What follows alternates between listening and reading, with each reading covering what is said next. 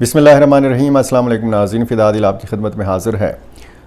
وزیر خارجہ اسحاق ڈار کے دورے بنگلہ دیش کے حوالے سے بات کرنی ہے۔ یہ کتنی اہم ڈیولپمنٹ ہے اور کتنی بڑی پاکستان کی سفارتی کامیابی ہے۔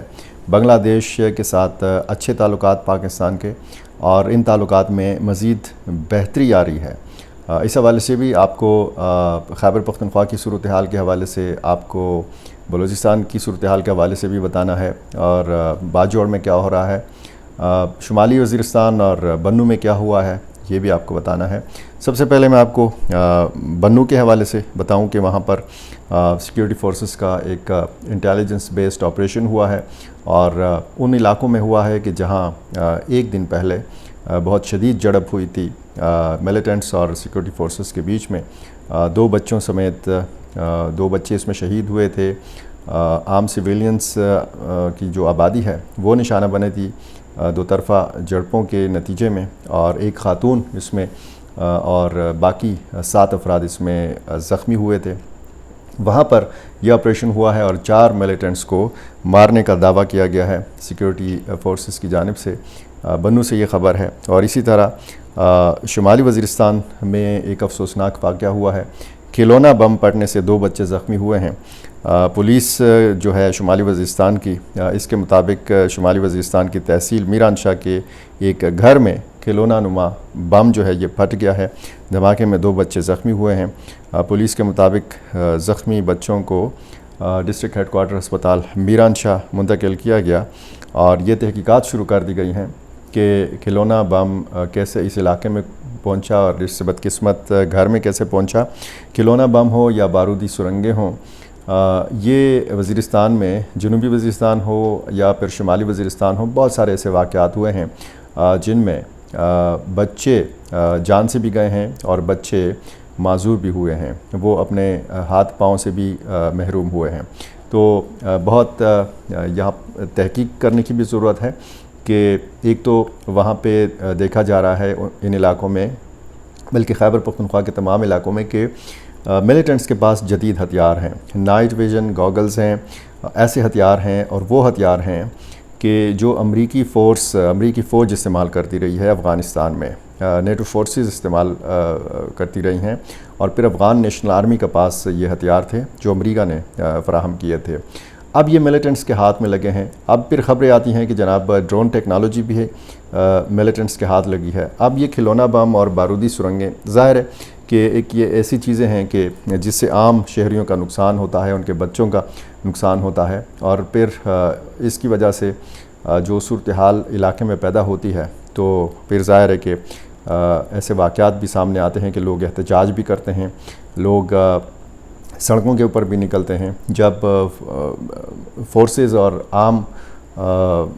فورسز اور ملیٹنٹس کے بیچ میں جب جھڑپ ہوتی ہے، لڑائی ہوتی ہے، اور عام لوگوں کا نقصان ہوتا ہے، تو اس میں بھی لوگ جو ہیں یہ بڑا سخت نالاں ہیں اس صورتحال سے، کیونکہ یہ صورتحال تھمنے کا نام نہیں لے رہی۔ جنوبی اضلاع ہوں، پھر شمالی جنوبی وزیرستان ہو، خیبر کا علاقہ ہو، باجوڑ کا علاقہ ہو۔ اب باجوڑ میں جو ماموند کا علاقہ ہے، جو بالکل متصل ہے افغانستان کی سرحد کے ساتھ، یہاں پہ آپریشن جاری ہے۔ آج بھی ایسی خبریں وہاں سے موصول ہوئیں کہ وہاں پہ باقاعدہ ٹھکانوں کو نشانہ بنایا گیا ملیٹنٹس کے۔ جو جانی نقصان ہے اس کی ابھی تک جب سے یہ آپریشن شروع ہوا ہے ایسی مستند خبریں وہاں سے موصول نہیں ہو رہی۔ ترخو ایک علاقہ، ایک گاؤں، وہاں کے حوالے سے یہ خبر البتہ ضرور آئی ہے کہ اس علاقے کو کلیئر قرار دیا گیا ہے، اور وہاں کے جو متاثرین ہیں ان کو کہا گیا ہے کہ جی آپ واپس اپنے گھروں میں آ جائیں۔ میں بار بار آپ کو بتاتا ہوں کہ لوگ نقل مکانی سے خائف ہیں، لوگ اس بات سے بھی خائف ہیں کہ وہ اپنے علاقے کو کلیئر کرنے کے لیے اپنا گھر بار تو چھوڑ دیں گے، اپنا کاروبار تو چھوڑ دیں گے، لیکن جب وہ واپس آئیں گے تو ان کی دکان، ان کا مکان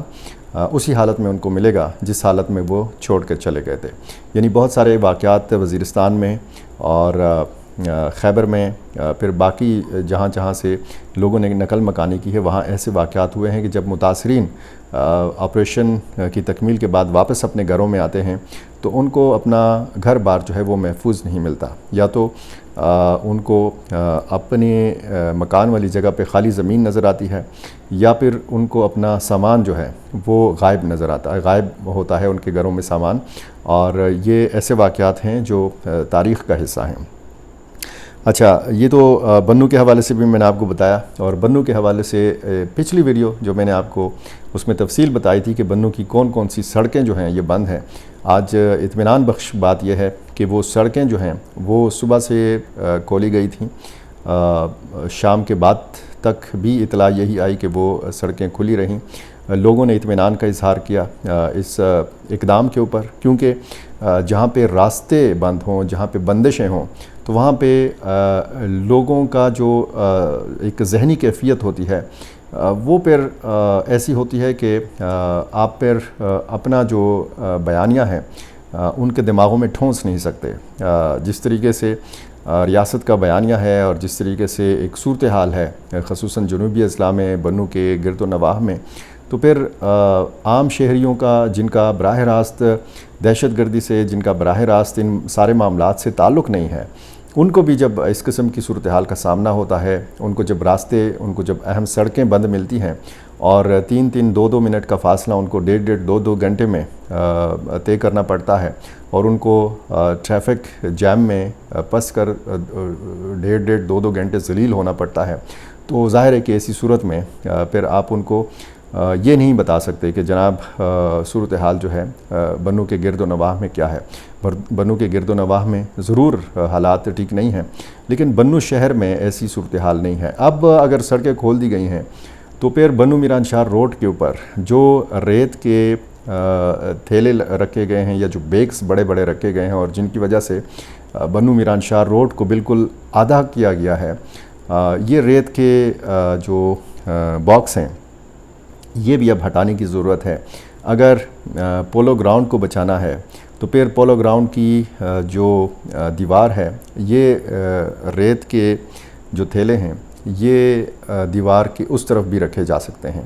اگر بنوں فیملی پارک کو بچانا ہے جہاں پہ آمد و رفت پر کوئی پابندی نہیں ہے، تو پھر یہ ریت کے تھیلے جو ہیں یہ اس دیوار کے اس طرف بھی لگائے جا سکتے ہیں. یعنی سڑک کو بالکل آدھا کرنا، سڑک کے بیچوں بیچ یا ایک دو طرفہ سڑک کو ایک طرف سے بند کر دینا، یہ ریت کے تھیلے رکھ کر، تو یہ ظاہر ہے کہ اس سے ٹریفک میں بھی خلل پڑتا ہے اور لوگوں کا جو ایک ذہنی کیفیت ہوتی ہے اس پر بھی پھر بات کی جا سکتی ہے. تو ایک اچھی بات ہے کہ سڑک کھول دی گئی ہے، اور ہونا یہ چاہیے کہ اب اس سڑک کو جس طریقے سے تنگ کیا گیا ہے اس کو بھی کشادہ بنایا جائے. آتے ہیں دوسری ایک خبر ہے. وفاقی حساس اداروں نے کراچی میں بھارتی خفیہ ایجنسی را کا ایک بڑا نیٹ ورک بے نقاب کیا ہے اور دعویٰ کیا ہے کہ جی متعدد اہم گرفتاریاں ہوئی ہیں. Additional I G C T D نے باقاعدہ پریس کانفرنس کی. کراچی آزاد خان ان کا نام ہے. انہوں نے کہا کہ 18 مئی کو بدین کے علاقے ماتلی میں مقامی سماجی کارکن عبد الرحمان کے قتل میں بھارتی خفیہ ایجنسی را براہ راست ملوث پائی گئی. عبد الرحمان علاقے میں فلاحی کاموں کے باعث جانے جاتے تھے. واردات کی سی سی ٹی وی فوٹیج میں 3 ملزمان کو دیکھا گیا تھا، جبکہ واردات کے فوری بعد بھارتی میڈیا نے جھوٹا پروپیگنڈا کیا کہ پاکستان میں بھارتی دشمن کو ٹارگٹ کیا گیا. اب یہ نیٹ ورک جو ہے اس حوالے سے بتایا گیا ہے کہ اس میں متعدد افراد جو ہیں اس نیٹ ورک کے یہ گرفتار کر لیے گئے ہیں. بلوچستان میں بھی کارروائیاں جاری ہیں. تربت کا دورہ کیا ہے field marshal general Syed Asim Munir نے، اور وہاں پہ جو ترقیاتی کام ہیں ان کے حوالے سے بھی بریفنگ دی گئی ہے حکومت بلوچستان کی طرف سے، اور وہ وہاں جوانوں سے بھی ملے ہیں. کچھ اطلاعات ایسی بھی ہیں کہ وہاں پہ کوئی 4 دنوں کے اندر بلوچستان کے مختلف علاقوں میں 100 ملیٹنٹس کو مارنے کا دعویٰ کیا گیا ہے، اور کوئی تقریباً 44 افراد کو گرفتار کیا گیا ہے، زندہ گرفتار کیا گیا ہے، جن میں 12 خودکش حملہ آور بھی شامل تھے. اور یہ بلوچستان کی صورتحال ہے. یہ جو میں آپ کو بتانا چاہ رہا ہوں بنگلہ دیش اور پاکستان کے تعلقات کے حوالے سے کوئی 54 سال بعد ایک بہت بڑی تبدیلی ہم دیکھ رہے ہیں پاکستان اور بنگلہ دیش کے تعلقات بہتر ہو رہے ہیں، یہ مزید بہتر ہوں گے۔ یہ ایک دوسرے کے جو سفری سہولیات ہیں پاکستان اور بنگلہ دیش کے شہریوں کے بیچ میں، ان میں بھی آسانی پیدا ہونے کا امکان ہے۔ مزید تعلقات بڑھیں گے، تجارت بھی آپس میں بڑھے گی۔ اور ایک وقت تھا، بلکہ مختلف اوقات میں ہم نے دیکھا کہ بھارت نے یہ کوشش کی کہ بھارت اور افغانستان کی جو بھی حکومت ہو مل کر بیچ میں پاکستان کو سینڈوچ بنائیں، اور وہاں پہ جو پراکسیز ہیں افغانستان کی سرزمین کا استعمال کرتے ہوئے پھر وہ پاکستان کے خلاف استعمال کی جائیں۔ اب ظاہر ہے کہ نہ تو دال گلی بھارت کی افغانستان کے اندر، اور جس طریقے سے شیخ حسینہ واجد کے ساتھ ہوا، بھارت کے وہ بہت قریب تھیں، وہاں سے جب وہ فرار بھی ہوئیں تو وہ بھارت فرار ہوئیں۔ اس کے بعد ہم نے محمد یونس کی قیادت میں ایک نئی قیادت دیکھی، جب وہاں پہ اسٹوڈنٹس نے بہت بڑے پیمانے پر مظاہرے کیے۔ یہ جو اسحاق ڈار کا دورہ بنگلہ دیش ہے، یہ کوئی 13 سال بعد یہ دورہ ہو رہا ہے پاکستانی وزیر خارجہ کا، اور وہ ڈھاکہ میں انتہائی اہم ملاقاتیں کریں گے۔ کچھ ملاقاتیں انہوں نے کی بھی ہیں۔ 2012 میں 6 گھنٹے کا مختصر دورہ کیا تھا اس وقت کی وزیر خارجہ ہنا ربانی کھر نے، اور وہ دورہ بھی اس سلسلے میں تھا کہ اسلام آباد میں ایک سربراہی اجلاس میں شرکت کی باضابطہ دعوت دینی تھی وزیر اعظم اس وقت کی شیخ حسینہ واجد کو۔ اور اب یہ جو اسحاق ڈار کی ملاقات ہے وہاں کی قیادت سے، یہ انتہائی اہمیت کی حامل ہوگی۔ پاکستان پر اس کے اچھے اثرات ہوں گے، اور خصوصاً جب ہم پہلگام واقعے کے بعد پاکستان کی سفارتی کوششیں دیکھتے ہیں، اور بنگلہ دیش میں رجیم چینج کے بعد پاکستان کے ساتھ جو بہتر ہوتے تعلقات ہیں، تو یہ بہت حوصلہ افزا ہیں بنگلہ دیش کے لیے بھی اور پاکستان کے لیے بھی۔ بنگلہ دیش آپ کو پتہ ہے 1971 میں ہم سے الگ ہو گیا تھا، مشرقی پاکستان اس کو کہا جاتا تھا، اور وہاں پر جس طریقے سے پھر ہوا، اور اس کے بعد پھر پاکستان کے ساتھ جو بغض رکھا بنگلہ دیش کی قیادت نے، خصوصاً جماعت اسلامی کے ساتھ، جماعت اسلامی کے وفد سے ملاقات کی ہے اسحاق ڈار نے،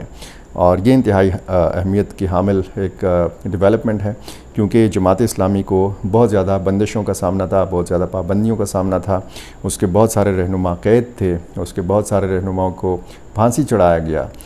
بنگلہ دیش کی قیادت کی طرف سے۔ تو اب ایک نئے دور کا آغاز ہے بنگلہ دیش اور پاکستان کے تعلقات کے حوالے سے آپ دیکھیں، اور پھر اس ریجن میں آپ دیکھیں کہ ایک طرف تعلقات بڑھ رہے ہیں پاکستان کے ایران کے ساتھ اور افغانستان کے ساتھ اور وسطی ایشیا کی ریاستوں کے ساتھ، اور یہ تمام کے تمام جو مختلف ممالک ہیں اس خطے کے، ان کا جو پاکستانی موقف ہے مختلف معاملات کے حوالے سے، پاکستانی موقف کو باقاعدہ طور پر جو ہے وہ پذیرائی ملتی ہے۔ آذربائیجان آپ دیکھ لیں، آپ ازبکستان دیکھ لیں، آپ تاجکستان دیکھ لیں، آپ باقی وسطی ایشیا کی ریاستیں دیکھ لیں، اور پھر چین اور پاکستان کے تعلقات سے تو آپ اچھی طرح واقف ہی ہیں۔ چین یہ بھی کوشش کر رہا ہے کہ اس خطے میں یہ جو جنگ کے بادل ہیں، یہ جو خدشات ہیں، ان پر قابو پایا جا سکے، اور ایک پرامن انداز میں، ایک پرسکون انداز میں اقتصادی روابط بڑھیں، جو ایک دوسرے کے ساتھ رابطے ہیں یہ بڑھیں اس خطے کے ممالک کے آپس میں، اور اس میں ظاہر ہے کہ بنگلہ دیش بھی ایک اہم ملک ہے، ہندوستان بھی ایک اہم ملک ہے۔ چین ہندوستان اور پاکستان کے معاملات کو بھی دیکھنے کی کوشش کر رہا ہے، اور اسی سلسلے میں چین کے وزیر خارجہ نے ہندوستان کا دورہ کیا، اور حال ہی میں جو ٹرائلیٹرل ایک اجلاس ہوا کابل میں، وہ بھی انتہائی ایک اہم ڈیولپمنٹ ہے۔